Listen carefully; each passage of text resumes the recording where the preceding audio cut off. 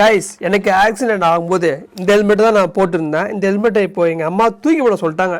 இந்த ஹெல்மெட் மட்டும் இல்லைன்னா என் உயிர் போயிருக்கா அன்றைக்கி, காலோட போச்சு. நான் ஃபஸ்ட்டு டிவிஎஸ் ஜூபிட்டர் வாங்கும்போது ஷோரூம்லேயே ஒரு ஹெல்மெட் கொடுத்தாங்க. இந்த சின்ன கவர் பண்ணாமல் தலைக்கு மேலே மட்டும் கவர் பண்ணுற மாரி ஒரு ஹெல்மெட் கொடுத்தாங்க.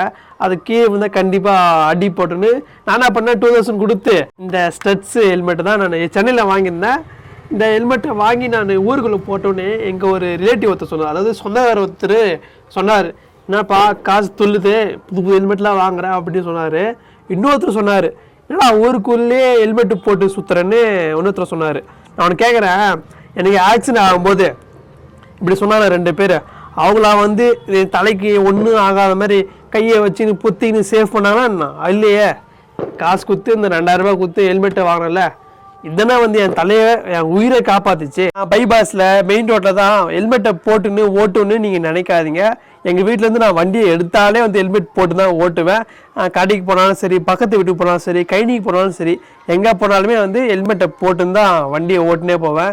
இதெல்லாம் நான் ஏன் சொல்கிறேன்னா, ரீசெண்டாக எங்கள் ஊருக்கு பக்கத்து ஊரான மேலத்தூர் ஒரு பையன் ஹெல்மெட் போடாமல் பைக் ஒன்று போயிட்டு தலை நசுங்கி இறந்துட்டான். இப்போது அவன் என் தம்பிக்கு ஃப்ரெண்டு. ஒரு நாள் நாங்கள் ஷூட் எடுக்கும்போது கூட வந்திருக்கான், நான் நேரில் பார்த்துருக்கேன். இப்போ அவன் உயிரோடவே இல்லை.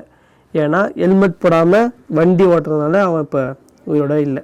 சில பேர் போலீஸுக்கு பயந்துன்னு ரோட்டோரத்தில் வைக்கிற அந்த 300 ரூபா 400 ரூபா ஹெல்மெட்டை வாங்கி தலையில் போட்டுக்கின்னு வண்டியை ஓடுனுக்கிறீங்க. அதெல்லாம் வந்து சேஃபே கிடையாது. லாரி பஸ்ஸு டயர்லாம் ஏறி அனுச்சுன்னா அவன் நொறுங்கி போய்டும், உங்கள் தலையை நொறுங்கி போய்டும். ஏன் நீங்கள் நின்றுக்கிற தூக்கி போடுங்களா, தூளாக நொறுங்கி போய்டும்.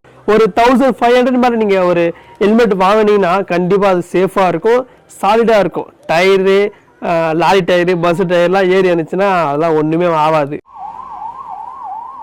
பைபாஸில் தான் மெயின் ரோட்டில் தான் ஹெல்மெட்டை போட்டு ஓட்டுவேன் அப்படின்னு சொல்லாதீங்க.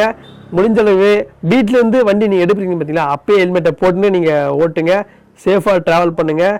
ஏன்னா உங்களை நம்பி தான் உங்கள் ஹோல் ஃபேமிலியே இருக்கும். நீங்கள் போயிட்டீங்கன்னா அவங்களாம் அழுவாங்க, தெரியும் தானே உங்களுக்கு. ஸோ 5G கருத்தூசி போட்டுனா ஹெல்மெட்டை போட்டு வண்டி ஓட்டுங்க. பை.